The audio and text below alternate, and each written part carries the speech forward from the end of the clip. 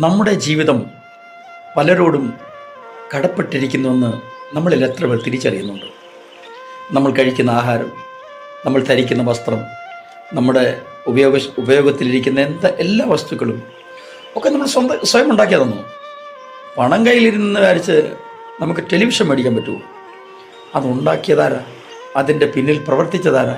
അതിൻ്റെ കണ്ടുപിടുത്തം, ഇതൊക്കെ നമ്മൾ മനസ്സിലാക്കട്ടെ. അങ്ങനെ ഒരുപാട് കാര്യങ്ങളിൽ നമ്മൾ മറ്റുള്ളവരോട് കടപ്പെട്ടിരിക്കുന്നു.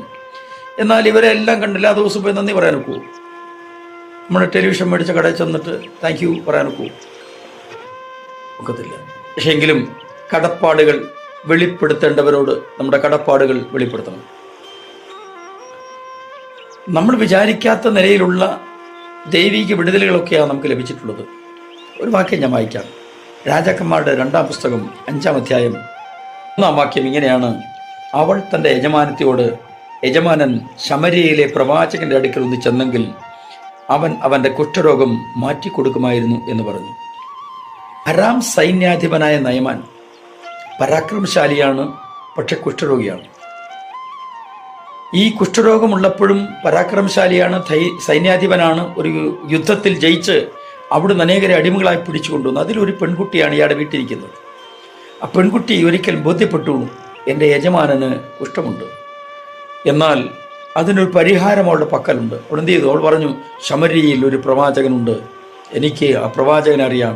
ആ പ്രവാചകന്റെ അടുക്കൽ നമ്മുടെ യജമാനൻ ചെന്നാൽ യജമാനൻ സൗഖ്യമാകുമെന്ന് യജമാനത്തിയോട് അവൾ പറഞ്ഞു. നോക്കണേ, നമുക്ക് പലർക്കും കുഷ്ഠമുണ്ടെന്നറിയത്തില്ല, കുഷ്ഠമുണ്ട് സൗഖ്യമാകണമെന്നറിയത്തില്ല. കുഷ്ഠം പറഞ്ഞു, ഈ യജമാനൻ എൻ്റെ യജമാനായിപ്പോൾ, ഞാൻ അടിമയാണെങ്കിലും ഞാൻ ഈ വീട്ടിൽ നിന്ന് ആഹാരം കഴിക്കുന്ന യജമാനാണ്. യജമാനൻ കുഷ്ഠരോഗിയായിരിക്കാൻ പാടില്ല. അവൻ സൗഖ്യം പ്രാപിക്കണമെങ്കിൽ അവൻ അല്പം കഷ്ടപ്പെടണം. അവൻ പോകണം, ശമര്യയിൽ തന്നെ പോകണം. അവിടെ ചെന്ന് ഇന്ന പ്രവാചകൻ്റെ അടുക്ക തന്നെ ചെല്ലണം. ചെന്നാൽ അവന് പ്രതിവിധിയുണ്ട്. എന്തിന്? ഈ മനുഷ്യൻ സൗഖ്യമായി.